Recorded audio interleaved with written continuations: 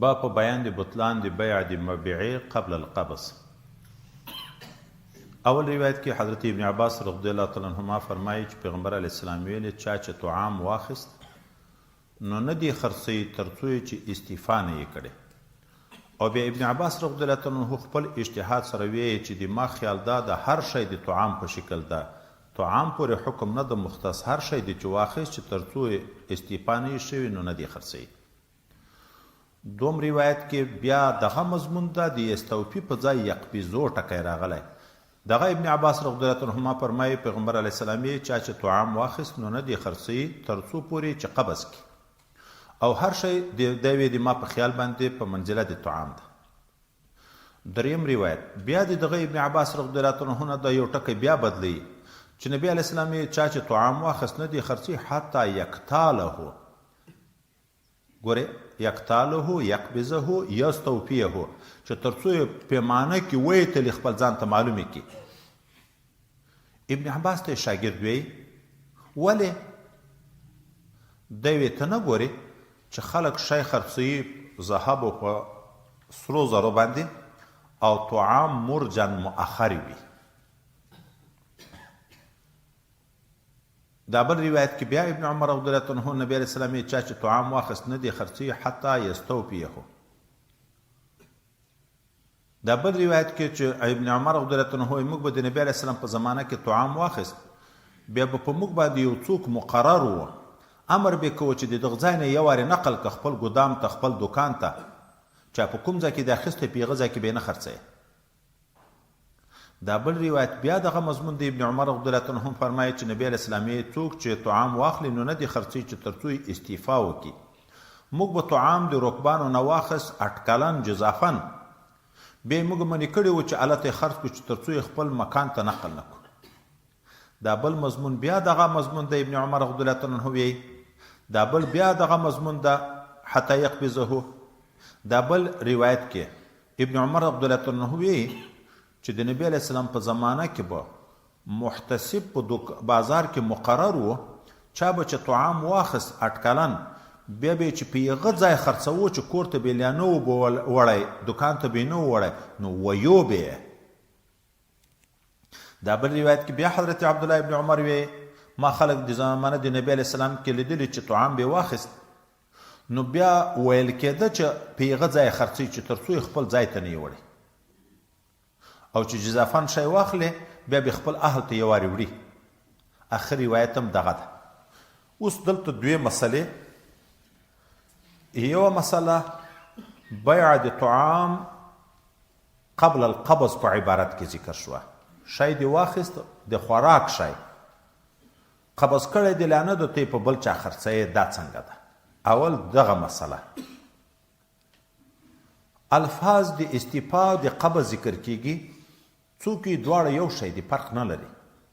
څوک یې فرق ده استعفا تعین د مبيعې ته ویلی کیږي، لکه شمیرل، لکه ګزول، لکه تلل. قبض انتقال ته ویلی کیږي چې تر خپل ملک لاندې کې راوړي خپل دکان ته یو شی د وی شمیرې خو د یو ځای نه دی نه نقل کړي. استعفا راغله خو قبض نه ده راغلی. اوس دغه مبيعه خرڅول قبل القبض چې تا لیا قبض کړی نه ته دواري سودا پکې کوې په بل چا خرڅوې، دا څنګه ده؟ اول دا مسله ډیره اوږده اختلافي دغه ده. په دې کې مختلف مذاهب دي. عثمان بطیخ وایي چې مطلقا جائز ده. شاید چې څنګه واخیست ایجاب و قبول وشو د تا په ملک داخل شو، چې داخل شو نو دستی خرڅوی شي. دا مسلک خو باطل ده، ځکه وایي شاید دته دا حدیث نه یې رسېدلی. دا نن سبا خو درس موږ او تاسې کوو تیار تصنیف شوي کتابونه دي، مخکې خو به د یوه عالم سره حدیث و پسې ګرځېده به شاید هغه ته دا حدیث نه یې رسېدلی، نو چې حدیث خلاف موجود ده هغه ته مسلک ته خو بلکل اعتبار نشته. دوم امام شافعي امام محمد رحمه الله چې د موږ امام احمد صاحب هم ورسره ملګری ده، هغه وی چې بیع قبل القبض مطلقا ناجائز. مطلقا ناجائز. مطلقا څه معنی؟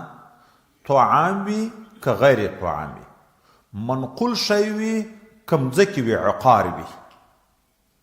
خبره عامه ده، هر شی دی چې واخیست چې تر څو پورې استعفا قبض نه یې راغلی هغه شی بل چېرې نشي خرڅولی. امام مالک صاحب دغه حکم دی مې قبل القبض ناجایز ده، خو مختص په طعام پورې بولي چې حدیث کې د طعام ټکی راغلی ده، نور شیان نه دي راغلي. دا نور شیان خو ابن عباس په خپل اجتهاد ورسره ذکر کوي و احسبوه. حدیث کې د طعام تصریح راغلی ده، نو صرف د طعام شی خرڅول قبل القبض ناجایز ده. امام احمد صاحب په طعام کې هغه طعام چې مکیلو موزون وي، که یو موټی دوه موټي و هغه قبل القبض خرڅوی شي. که خیال وکړو دلته هسې څه لږ لږ فرق ده، مجموعه د ټولو راجه دا ده چې بیع قبل القبض ناجایز ده. د امام صاحب قول بیا دا ده، د امام یوسف صاحب د امام صاحب بیع قبل القبض چې مبیعه د قبض کړي نه وي ته یې بیا خرڅوې دا ناجایز ده، خو الا په هغه مځکو کې هغه مکان کې چې خطر د هلاکت نه وي هغه قبل القبض هم خرڅوی شي. چې خطر د هلاکت نه وي یو قید ذکر کړ، حتی که داسې مځکې وه چې د هلاکت خطر یې و هغه هم قبل القبض نشي خرڅولی. د هلاکت خطر لکه څنګه؟ لکه دا د پاڼ غاړه موږ تاسې وینو کال په کال په علاقو سیلابونه راځي، دا سیلاب کله داسې چې دا پاڼ ورړنګ کې مځکه پټی نیم یېسي، بل کال ته بیا دا نور یېسي. که داسې ځای اخیستی و ده چې د پاڼ غاړه ده او د سیلاب د وجې نه د خطر د هلاکت لري، نو چې تر څو یې خپل ځان تجرب کړی نه وي، دا نن سبا اصطلاح باندې چې هغه مساحت معلوم کړی نه وي، پټواري نه یې ورته کړی، نو دا هم بیا نشي خرڅوی. د مځکه چې د پاڼ په غاړه یې خوف د خطر ده یا تعالی پاس چت، هلته هم خطر د هلاکت شته پکې، هم چې تر څو یې قبض کړی نه یې نشي خرڅولی. خو د دغه نه سوا چې دا دغسې اوارې مځکې دي سړی اخیستی دي قبل القبض بیرته خرڅوی شي. کور یې اخیستی ده، مکان ده، د دوم چت نه ده، کور د اخیستی ده قبل القبض خرڅوی شي. اوس امام شافعي، امام محمد رحمهم الله دا نور تبع دي په ذیل کې دا چې وی چې بیع د ما لم یقبض مطلقا ناجائزه ده. څه دلیل لري چې بیع مطلقا ناجائزه ده؟ څه دلیل لري؟ نو یو حدیث د حضرت ابن عمر رضی الله تعالی عنه نقل دی وی زیتون تیل مې واخیسته، ما چې د دغه سره سودا خلاصه کړه وامې خیسته، بل سړی را باندې را پیښ شو، یغ ځای نه مې نقل کړي نه دي، بل سړی را باندې را پیښ شو، ښه ګټه یې راکوله. او دا د سوداګرو یو عادت وي لاس سره وټکوي چې بس وشوه، وایي ما لاس ور اوږد کو چې لاس ورسره وټکوم سودا وکم، د شا د لورې مې دا لاس چا ویني چې ور ومې کته حضرت زید بن ثابت رضی الله تعالی عنه ده. هغه راته وویلې چې نه، چې تر څو دې قبض کړی نه یې دا به نه خرڅوې، ځکه نبي کریم صلی الله علیه وسلم منع کړی ده د دې نه چې سړی شی واخلي، خو هلته الفاظ د سلعې راغلی دی، نهى عن بيع السلعة، سلعه مطلق مبيعې ته ویل کېږي. ګورې طعام عام لفظ نه ده، مبيعه قبل القبض چې قبض کړی ده نه ده په بلې خرڅوې، خبره سلعه راغلی ده، مبيعه مطلقا ناروا. دوم دلیل حدیث د حضرت حکیم ابن حزام رضی الله عنه ده. دا یو تجارت پیشه انسان و چې مخکې موږ تاسو ویلي و د یو سلو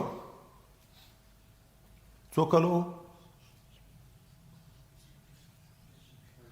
یو سلو شلو شپېته کاله په اسلام کې، شپېته کاله په کوپر کې، سل غلامان په اسلام کې آزاد کړي، سل په کوپر کې، سل وخان په اسلام کې، سل په کوپر کې.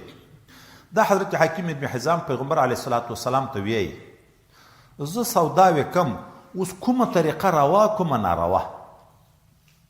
نبی کریم صلی الله علیه وسلم ورته ویایي اذا اشتریت شیئا، دلته بیا شیئا ټکی ذکر کېږي، لکه هلته سلعه ده، دلته بیا شیئا ده، چې کله دې واخیست یو شی بیا لا تبیع حتی تستوفیه، بیرته به نه خرڅوي چې تر څو دې قبض کړی نه. نو دی وی شی خو عام ده، منقول غیر منقول، طعام غیر طعام ټولو ته ورغلی. دریم حدیث مبارک کې راځي نبی علیه الصلاة والسلام منع کړې ده نهى عن بیع و سلفین. اوږد حدیث ته چې سودا او بیع پور سره ګډ کې هغه بیا په خپل ځای کې راځي. دغه نه منع کړې ده. اخر کې په دغه حدیث کې راځي وربح ما لم یزمن، د ګټې دغه شي چې د تا په زمان کې نه راغلی د هغه د ګټې نه منع کړې.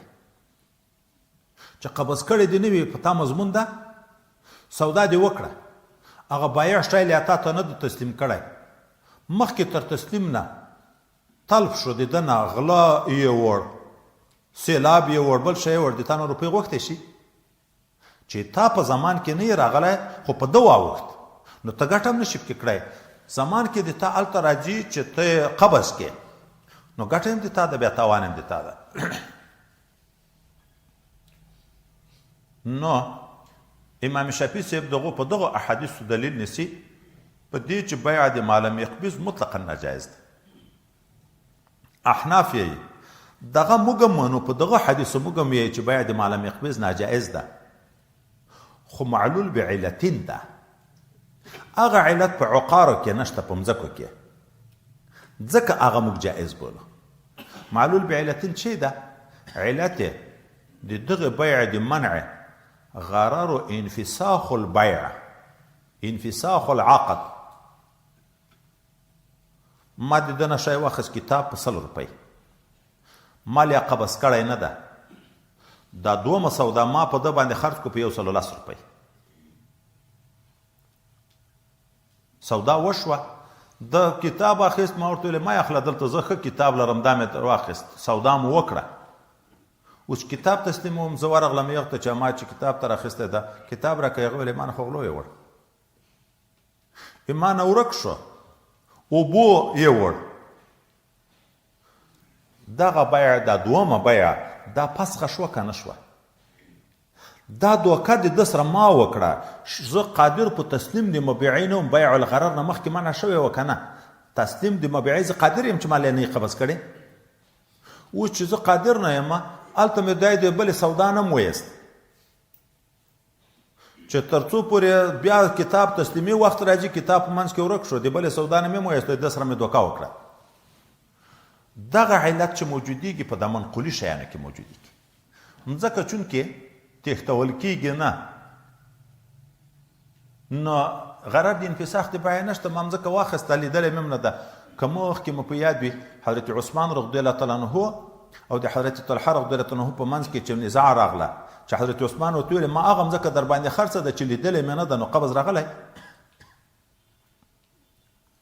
موږ ویل بیع خو خیار چاته و؟ مشتری ته من اشترى شیئا لم یره فله الخيار. بیع یې صحیح کړه که نه؟ صحابي ورته جبیر ابن مطعم چې په منځ کې فیصله وکړه. نو عقار مځکې چې هغه خطر نه لري، نو هغه مځکې کې سودا جایز ده. ځکه موږ هلته ویلې که داسې مځکه وه چې د خطر مځکه وه، لکه د پاڼ غاړه د لوېدو نه خطر و، یا پاس چت و د لوېده له خطر و، هغه موږ هم یې چې تر څو پورې قبض شوي نه وي د هغه سودا ناجایز ده. علت دا ده د موږ په نسبت باندې. یو د ابن عباس رضی الله عنه رایه ده، روایت نه، د ده رایه ده، هغه د ده رایه ده، د موږ دپاره هغه حجت نه ده. یغ بیا بل څه ویلی دي. ما د ده نه کتاب واخیست په 100 روپۍ، کتاب دل یا ما ته نه ده تسلیم کړی، ما خرڅ کو په ده باندې په 110 روپۍ. ده ته به کتاب څوک تسلیموي؟ خدای به ورته تسلیموي.